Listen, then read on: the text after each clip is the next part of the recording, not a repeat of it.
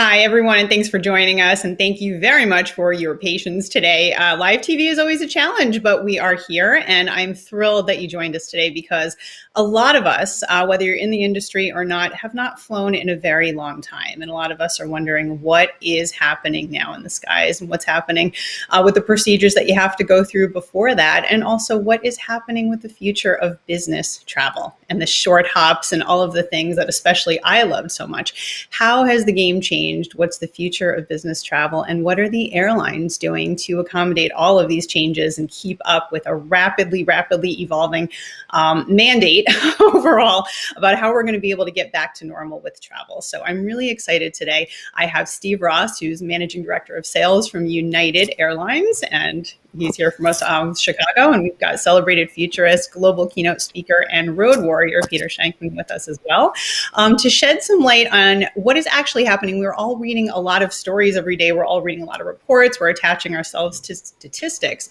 But how about we talk to people who are actually living it day to day and give you an opportunity to ask your questions as we move forward in this very strange state of affairs. So post your questions in the chat. We'll get to as many as we can. So I'm going to start with Steve. Why don't you tell us how you guys are doing? United Airlines still standing, but it has not been pretty. So how are things looking at the moment? And I'd love to get some insight on how bookings are looking, windows, future travel, and all of that. How's it going? Well, thank you. Thank you very much, number one, for the invitation to be on with all of you all. I'm very excited. And on behalf of all of United Airlines, we're thrilled to be on the call this morning. Great question. And it's something that, right now, I would have answered this question very differently a couple of weeks ago. Candidly, last year was a terrible year for all of us, every single one of us on this phone. 2020 was one of those years. Pardon me? 2020 truly was a horrible year. And, the airline industry itself lost somewhere in the neighborhood of 120 billion with a B dollars last year. At one point during the year, United we literally were bleeding revenue at the rate of $100 million per day. And so we had to learn. We did a lot of things differently through the year to be able to adjust. What saved us candidly last year, and it's the same trend that we're starting to see this year. And the reason I mentioned last year is really saved us was, number one, pulling down the airline schedule, which everybody has seen. We're not flying to as many destinations, and we're flying to different destinations, which I'll talk about in a moment, than we maybe were doing a year ago. But what really saved us was leisure travel. And adjusting to demand for leisure travel as well as cargo flying. And those two things in particular, cargo allowed us to fly a lot of international destinations that we would not have been able to fly profitably or even at a break even had it not been for cargo, and shifting a lot of normal passenger jets to cargo service. We also did things working with people like Pfizer and and the folks in the vaccine industry to learn how to ship those vaccines in cold storage. We did a lot of things very differently than we had done in the past. And we shifted over the past year of flying to destinations where the demand was. And that's the one beauty of the airline industry relative to maybe our friends in the hotel business, which is our assets are mobile. And we have the ability to shift those assets to where people want to go. People wanted to go over this past year to Florida, the Mexico beaches, some of the Caribbean beaches, Latin America, the Rocky Mountains in particular was huge demand. And we shifted demand to those areas. We started doing things that I've been with the company 35 long years, and I've never seen we normally fly from spoke cities to our hubs and back again to spoke cities. But this year, we've actually done things differently, where we've implemented flying from some of the smaller spoke cities, like a Pittsburgh or Milwaukee or Columbus and Indianapolis, and started flying directly to Florida to capture the demand that's out there in the marketplace. So we've had to make adjustments. Everybody's had to do this. We're certainly not flying anywhere near the kind of schedule capacity that we had a year ago. We're still down about 55% probably relative to where we would have been this time last year. And this is about the time when we actually start pulling down the airline a year ago, almost to date. But the last few weeks, we've actually seen travel. You're talking about leisure travel, which is interesting. You're talking about leisure travel. Kind of seen a jump, and you've had to adjust. I'll switch to Peter just for a quick second. here on business travel, because that's what I think is, I think leisure makes sense. But what happens when the business traveler wants those short hops and is not necessarily looking for those spoke cities? Peter, share a little bit about how you normally travel and what your business travel schedule has been like as someone who probably travels more or flies more than any of all of us combined on this call.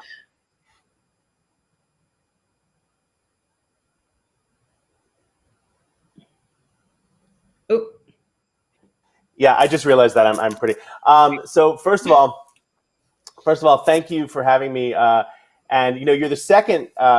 It's the second time today that I've been reminded of the time when I used to have a business travel schedule. The first time was this morning when my Amazon Echo said to me, "Hey, it's coming up on a year since your last business flight. You want me to order some new Clorox wipes in celebration of this, since you don't go anywhere anymore?" And it was kind of depressing. But I think that what I am excited about is not only getting back in the air. I joke that as soon as I get my second vaccine, I will grab a flight from Newark to Kennedy with a stop at LaGuardia just to get on a plane. I'm excited about obviously getting back. I'm excited to getting back in person. My bread and butter is corporate keynote speaking, and March 8th was my last flight. I flew home from Vegas after a wonderful keynote to the concrete industry, and it just shut down. And so what I'm excited about is not only getting on the plane and getting back on stage and things like that, which will happen over time, but I'm excited about opening up the United app and seeing what I'm used to seeing out of Newark Airport, right? Earlier this week, I was looking at possibly heading over to South Africa, and it was, the options were minimal compared to what they used to be. And for a second, I felt like I lived in one of those spoke cities, right? I bought an apartment based on its proximity to the Lincoln Tunnel to get to Newark. And it's like, well, there's one flight. It leaves next Thursday. It reminded me of the scene in The Golden Child where Eddie Murphy has to fly back from Africa, and he's sitting next to him as a woman with a chicken. And, and there's cargo, and because there's not a lot of it. And it's not so much the lack of flying. I think a lot of business travelers are having the fear that, will there be those last minute flights that I need to get? I've had clients in years past who have said, "Peter, we need you in Tokyo tomorrow," right? And they call me at 5 a.m. and I'm on a 10 a.m. flight from Newark nonstop to Narita because it exists. And I think my biggest fear is, are those going to come back? Is the capacity going to be there that we used to be so used to before this whole thing went down? Yeah, and to answer your question, please, sorry. No, on that also, I think we could, for sure, we'd love to hear your response. But also with that, we're getting a lot of questions too coming in about booking policies, because not only the flight schedules could they change, but how flexible are you being for both consumers and agents to be able to inspire confidence for people to take that chance, make that booking, and not have to worry about things kicking them, I guess, financially should they have to change. And it's a great question, and we've actually pivoted in the sense of being extremely flexible. It's one of the things our CEO Scott Kirby has really tried to do, is say, listen, we need to make things very simple for the consumer these days. There's so much uncertainty with flying. So we were the first major airline, major international airline, to come out and waive all change fees, domestic change fees, and flying to international. So we were quickly followed by others because it was the right thing to do for the customer. We've made it very easy for them to be able to do that. We've also extended, if you book a flight and you decide not to travel or your plans change, again, you can change for free, or we'll park your things into a future flight credits that you can use. We've extended the ticket validity of tickets that may have been booked a year ago. They're now out about 2 years of validity. So people have a lot of ability to be able to try and book. They decide their plans change, something happens. There's a lot of flexibility anymore. And it's something that carriers traditionally hadn't done in the past. I think there's no question that airlines have bent over backwards to make it easier. On the flip side, I have something like $17,000 in flight credits. And I guess that goes back to my original question. Am I going to be able to use them? Not just because they're not available, not because they've expired. I don't think they will. And you guys have done a great job of that. But are the flights I need going to exist, right? I mean, I guess we all took it for granted how easy it was out of a main hub to get on a plane anytime, anywhere you wanted, to go anywhere you wanted. What do you think, Steve? Is that going to come back? And what's a timeline that we're looking at? Are we looking at next year? Are we looking at 24, 25? I mean, when do you see when do you see United's level of scheduling get close or near what it was before this all happened? It's the $64,000 question at this point in time, and it's something that we're looking at and constantly monitoring. We've gradually started to increase flight schedules. I'll give you an example. O'Hare is a good example. Before the pandemic, we used to have 11 banks of flights where we'd have the flights would come into the mothership, then would go back out 11 times a day. It got that flexibility that you're talking about. Same with Newark. We had multiple banks. Today, we're running O'Hare with 5 banks. The plans are to gradually increase that over time as we watch demand. I don't think you're going to see major changes in business scheduling until after the summer, which seems to be the feedback that we're getting from most larger corporations. Small businesses are traveling right now. They've got to travel because they got to keep their doors open. But it's the bigger guys that are still struggling with how do I open up my offices? How do I start to allow business travel when, number one, my customers aren't open? And I think the feeling is, as the vaccine starts rolling out and we get to some really good vaccination numbers a little later this summer, you'll start to see places open up. You'll see schedules expand. Are we going to be back to 11 banks a day at O'Hare by the end of this year? No. But I would bet at some point by the end of next year, we'll be close to that if demand follows the patterns that we're now seeing. At one time, we had projected it wouldn't be until 2024 that we'd hit 2019 levels. I think we're sensing that that's going to come back a little bit faster. And we've seen things change. Demand patterns are changing as companies are now saying, I am now allowing my employees to work remotely. It's changing demand.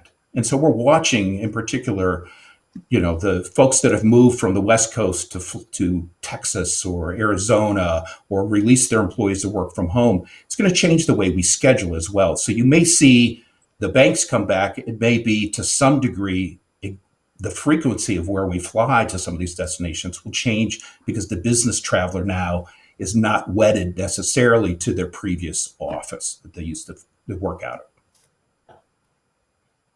I have a question for both of you. I guess, Peter, on the futuristic level and Steve on the operational level, we're getting a ton of questions also in advance a lot about the vaccinations and this potential digital vaccination passport. I guess, okay, to Peter, what do you think is going to be the technology and the game changer moving forward that's going to help travel? And then Steve, on your side, technically, what will a document like that be able to do for travelers? And how are you going to handle that? I think if you look, a lot of what I do as a futurist is I look to the past, right? And I look back to, as early as 2003 when bird flu hit in Asia, and a lot of H1N1, and a lot of people were, concerned about how would they be able to fly, how would they be able to prove that they were safe, what was the questions, and airports took the lead. I remember in 2004 getting off an airplane in Tokyo or maybe Hong Kong, and walking. The first thing that happened after you exited the jetway was you walked past a temperature scanner, right? And at that point, it was the best way to detect whether someone had a fever. And I remember seeing someone get pulled, right, by people in masks and saying, "Hey, we just want to double check. We noticed you were running a little hot." So I think that there's going to be a combination of things that individual countries do. Versus a sort of a global. I would love a global vaccine passport, right? I would carry that. I'd carry that with me to get a Starbucks down the street just to show that I had it. I would kill for that, right? But I don't necessarily think that's going to happen tomorrow. I think it's going to be a lot of bureaucracy that needs to get into place. But that being said, I do see it. It should be on the horizon at some point, and I think. Look, if nothing else, as we approach some level of herd immunity, we're going to be looking at COVID still being there. It's never going to go away, and we have to accept that it's never going to go away. But it's going to get to the point where it's similar to the flu, right? Similar to a really bad cold. And, those are going to be the things that you're able to notice, and those are going to be the things that say, hey, you know what, right now we don't get scared of flying on a plane, or we used to not get scared of flying on a plane and worry about someone with the flu. And so I think we're going to get to that point. Technology will help. Companies working together will help. But I don't think it's going to be as big of a deal as we make it right now. As more people get vaccinated, as we start not getting rid of the fear, but sort of living our lives more with the premise that, hey, I went from 0% chance that I wouldn't catch this to 95% chance that I wouldn't catch this. And with the vaccine, even if I do catch it, it's going to be an annoyance, not a death sentence. So I think that mentality, as we start to accept that mentality as human beings, is going to open us up even more.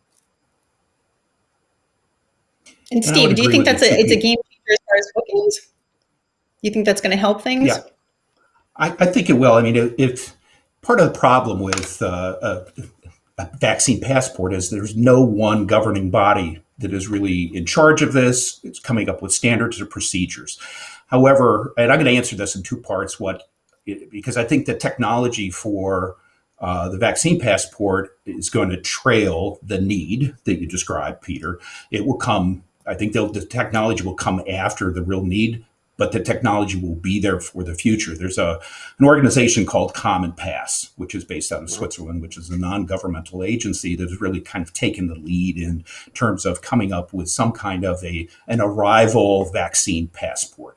And what they're having to do really is work with 185 countries around the world to come up with standards of what is acceptable, what vaccines are acceptable, what does the passport look like, how does the technology work. That's going to take some time. I think you'll start to see some of it start to roll out maybe by this summer, but it certainly isn't going to be across all countries. It will be limited. We were the first airline really to do a test with Common Pass out of Newark to London. And it really worked really, really well. But the technology's got to develop. So what's happened in the meantime is the airlines have had to step up and step in, airlines and airports, to be able to address the complexities. As we all know, every country has its own rules, regulations on testing, what is acceptable for a test, quarantine rules, et cetera. And keeping up with this is almost an impossible task. And we can't expect the consumer, the traveler, to understand this. By the same token, the airline is the one who bears the responsibility of making sure we don't let somebody get on an airplane. We don't let them check in unless they have all the right documentation, the right test. They understand what they need on the other end, because the last thing we want to do is have them get there and have to come back. And it's come back at our expense, we get fined. So we've had to be the document police. So what's happened is we've developed our own technology. Part of it was for our own employees to make sure that they had all the right information, updated information, knowing what the various testing procedures and protocols were that were required, so that when somebody checks in, we can validate that they go. So we've used technology to develop our own system. It's called the United Travel Ready Center. Travel Ready Center. And you can go on united.com or on our app and get to this. It's in two parts. There's a very interactive map that you can go on and say, hey, I'm planning my trip. What's needed at the other end? What are the quarantine restrictions, et cetera? And you can go on the map and it'll tell you all that. It's updated multiple times a day. You can then, once you book your trip, once you know what you need, you can go onto the Travel Ready Center, which is available on our app or united.com. You can actually put in your PNR, your record locator. It'll tell you, here are the tests that you need. You're going to these multiple countries. Here are the things you need in each one of these countries. Here are the testing requirements, et cetera. There's a tremendous amount of detail. It will also put you in contact with over 15,000 testing providers around the world, everywhere we fly, where you can actually be tested here in the States before you go, or if you're overseas, provide you with those testing facilities. It'll allow you, the app will allow you to go on, schedule your appointment. And then if you go to one of our approved folks on the app as well, it'll automatically upload your test results right into the app. You'll have everything, all the documentation that you need to be able to show up at the airport and not have to go see a gate agent or get stopped along the way and get to your destination. So with that, it's a long-winded answer. Sorry about that. Gab, I want to focus for a second on what Steve just said. I want to focus for a second on what Steve just said, because he buried the lead there, right? From what I heard out of that huge answer, what I heard that I loved the most was, at the very end when he said, if you go to an approved testing site, it'll automatically upload. You won't have to see a gate agent.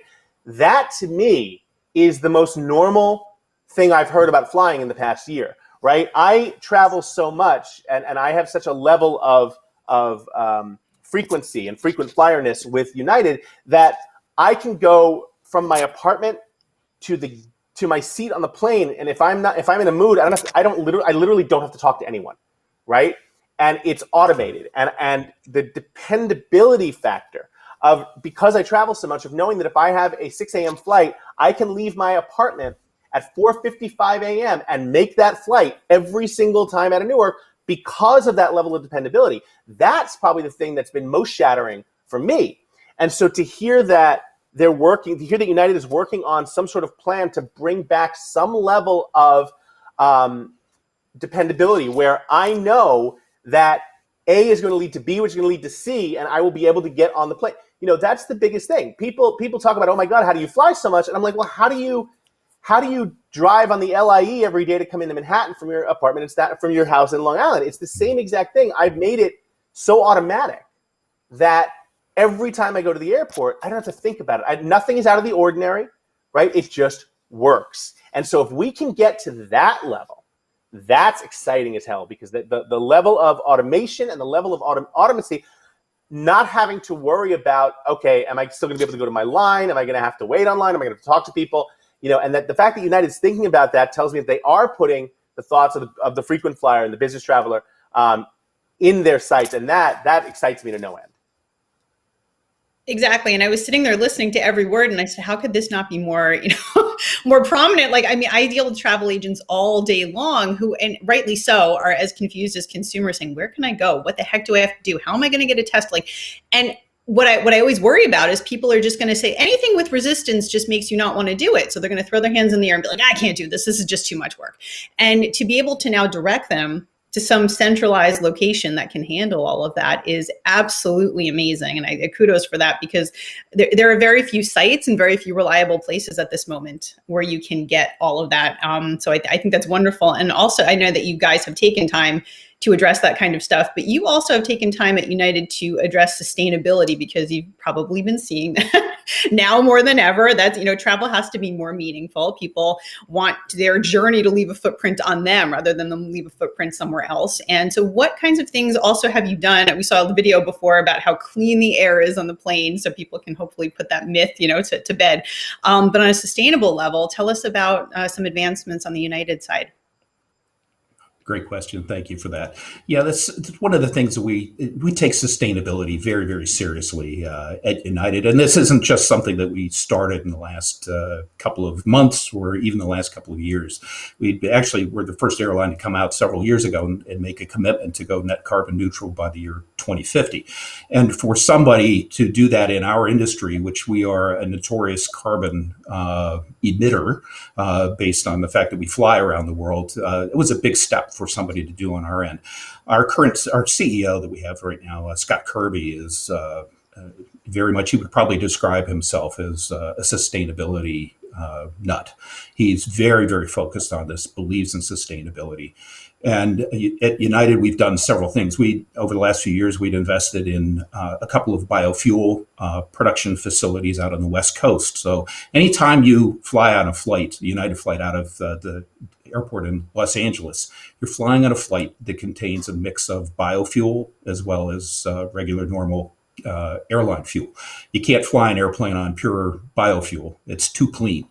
So we have to mix it to be able to fly it. But we're doing this every day, and we've been doing it now for the last several years. We also are doing things. We're working with a lot of our corporate customers to be able to offer carbon offsets. And carbon offsets are somewhat popular and starting to become a little bit more popular with a lot of corporations. And really what it means is you're essentially paying for a project to do something like, the most popular one is to plant trees. And there are companies that will do this. You pay extra as a corporation. You can then say, I've done my thing for sustainability. That's not a very scalable effort. So what we have actually done is, you can't plant enough trees to pull enough carbon dioxide out of the air of what we put in every day. So what we've done is, we've actually recently just partnered with Occidental Petroleum Company down in Houston in a carbon sequestration facility. What is that? Essentially, it's a big facility with fans that suck air, pull air in, scrub the air, remove the carbon dioxide, and it's pumped into the ground where it's stored forever. So it literally is taking carbon dioxide directly out of the air. And it's a very scalable thing. The more you do this, you can actually get ahead of the curve. So we've invested in that. We actually just made an investment the other day too with a small company out in the West Coast to build battery operated or electric airplanes that we're going to use. We're going to purchase as many as 200 of these to fly very short haul flying. It's a vertical takeoff airplane, it's almost like a taxi, essentially, within 60 miles of the airport to be able to fly you. Be no carbon emissions. It will all be battery operated. This will be available probably about the year 2024. But we're really trying to step up and put our money where our mouth is and say, we know we put carbon in the air. We have to do everything we can to not only pull out what we put in the air, but help and encourage industry around the globe to step up and do their part. And it's become a big deal now. You're seeing it with everybody starting to get on board. So I highly encourage you. We've got a lot of information online if you want to find out about this, or I'm happy to send it to you as well. If your companies that you're working with have any interest in talking to us about sustainability efforts. Wonderful. And then I want to move just to the in-flight experience, because a lot of people have questions about that. Like we said, I mean, imagine all of us, who are on planes every week, every 2 weeks, have just stopped. And there are so many people who are watching this and will watch this that have not set foot on a plane for more than a year, which is unbelievable. So I know, Peter, you've flown. I mean, what do you think? What would you say about the airport experience and the in-flight that you liked, that you didn't like? And what are we going to have to get used to in both in the short term? Well, on the plus side, I no longer gain 3 pounds in every international flight from all the food because the meals aren't there. They'll be coming back, I'm sure. I know that Virgin 2 days ago announced they're bringing back delivered like real meals, like course meals, and I'm sure it'll come back on United and all the majors somewhat soon. I think that the issue is, again, the whole experience, right? From getting to the airport to getting on the plane to landing to getting out, everything has shifted, and under an amazingly high level of speed, right? I remember, I always joke back when United merged with Continental years ago, right? And everyone's complaining, oh, this didn't work. Like, guys, they essentially hot swapped an airline while it was flying, right? Cut them some slack, and it's sort of the same thing that's going on here. They had to go from business as usual to what the hell is going on to how do we make this work in a month, right? And they saw this coming, but it was still this, how do we keep flying, right? And they managed to do it. And so the small issues that I see, I love seeing people complaining, and the people who are complaining are always the ones who fly once or twice a year anyway. They go to grandma's and they go to Disney. Put those people on foot patrol. I don't need them. Let them go there. For me, it's really about, are we going to be able to have again, that level of normalcy and that level of expectation that we knew of as I get to the airport, I get on my plane, they know who I am, I go, and I believe that's going to come back, because the interesting thing that Steve said in the very beginning was that, the airline's bread and butter has shifted to leisure travel. And it wasn't leisure travel a year ago. We were the airline's bread and butter a year ago. We were the ones who were taking that $18,000 last minute trip to Tokyo. And we were the ones who were supporting that airline. And to have that shift like that was massive. Now, is it going to come back? Yes, it is, because I don't care how popular Zoom gets, I can hate it, right? And nothing, it's not about the actual meeting. And I guarantee you, for a lot of business travelers, I'd say, if I had to guess, 75% of business travelers at least, it's the experience of the travel. It's not the in-person meeting, that's the added bonus. It's the experience of the travel.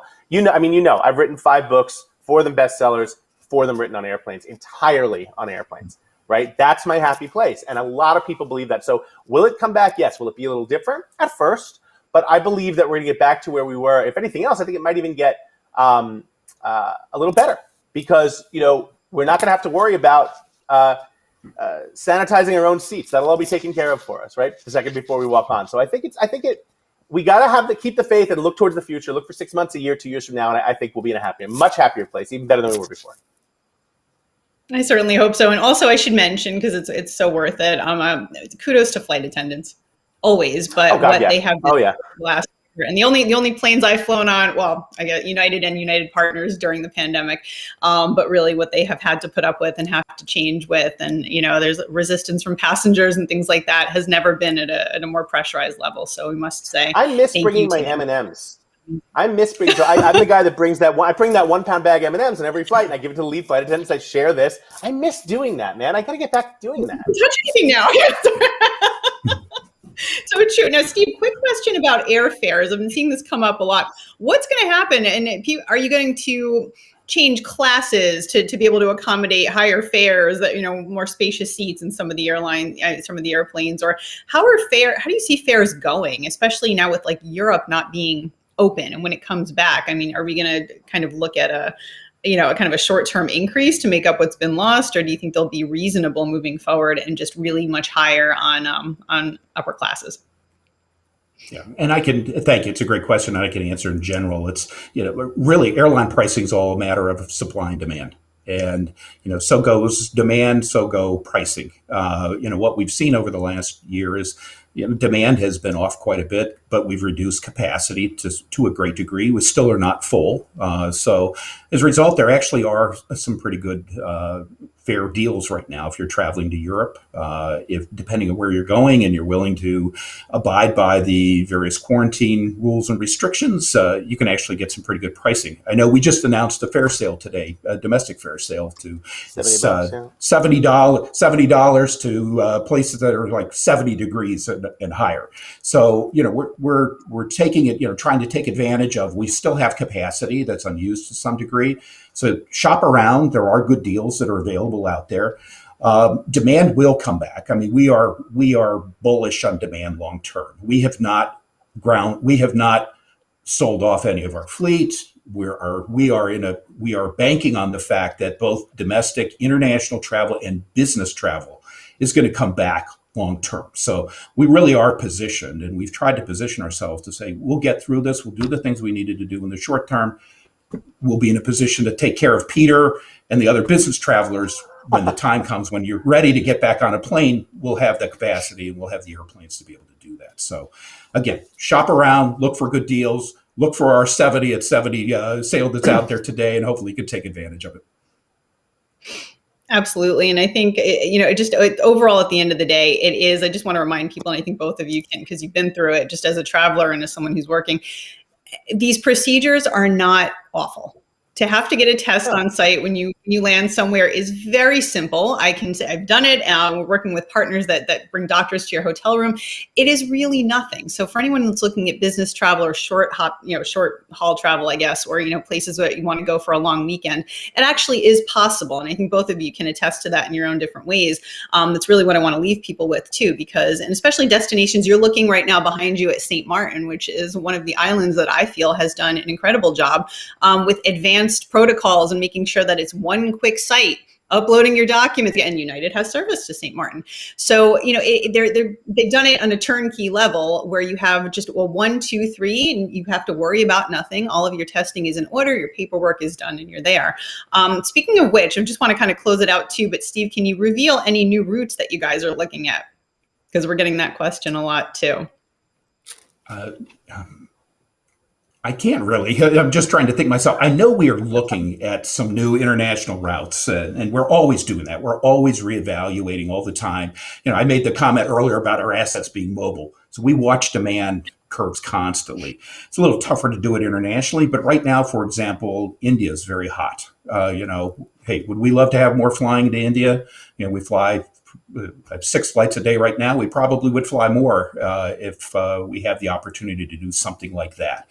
I think you're seeing more and more, like I mentioned earlier, more flying to some leisure destinations. That'll eventually shift back to business as business starts picking up.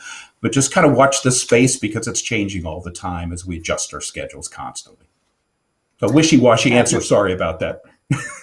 No. Have you guys thought about, I know that you were gracious enough to all of your frequent flyers from Silver all the way up, to extending them into 21. Have you thought about, just because this has gone on longer than anyone expected, are you going to be doing that again in 22? He asks for a friend. I get asked this question all the time as well, and I don't have an answer. Yeah, right? I know a lot of people are asking that. Yeah, I would just say watch this space. We'll have to see what we do again this year. I think we tried to be very realistic. I think you saw most carriers be very realistic last year. It's our best customers were impacted not because of their own fault. It was because of the situation. So we rolled everybody's status.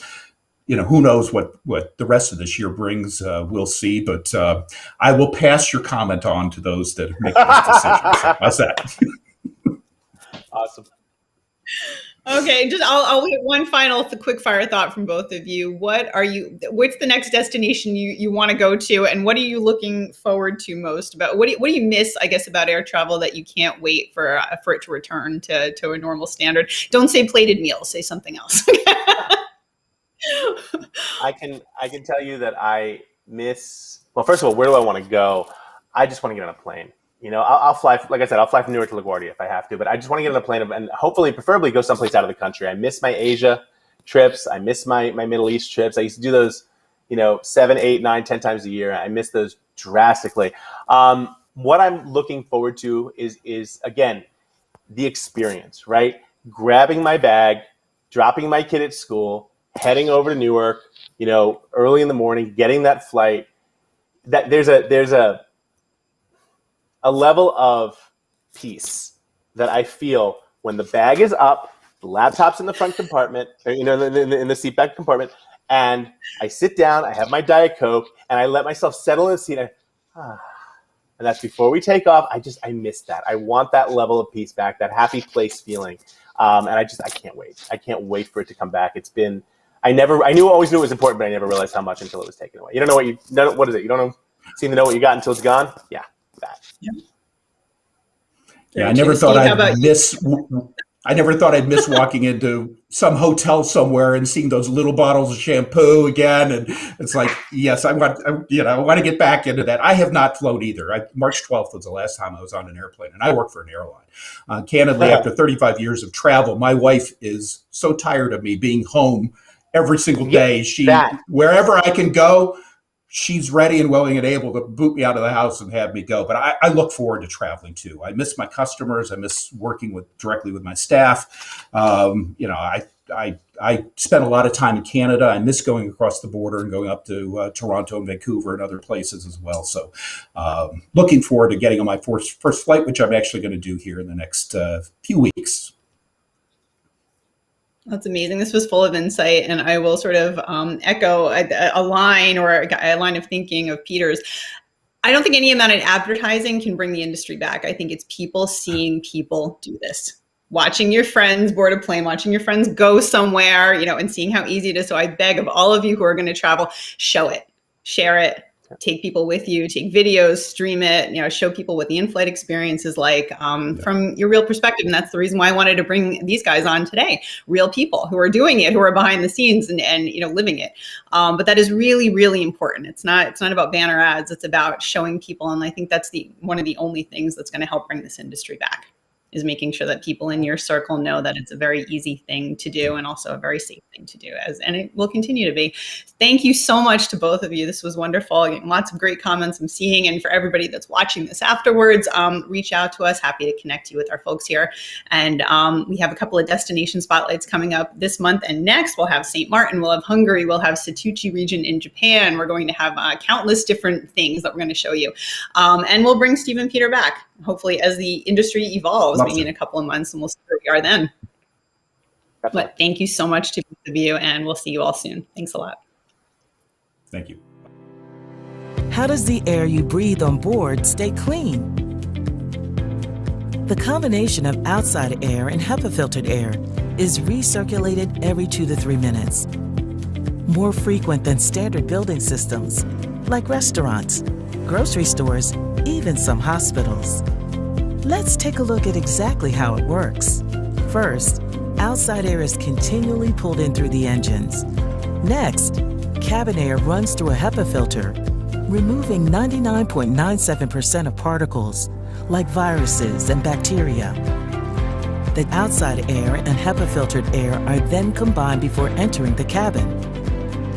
Air continually circulates through vents on the ceiling and vents near the floor. And to make it safer for everyone on board, The downward airflow from ceiling to floor minimizes the particle spread between rows. For more on how United is keeping you safer throughout the travel journey, visit united.com/clean plus.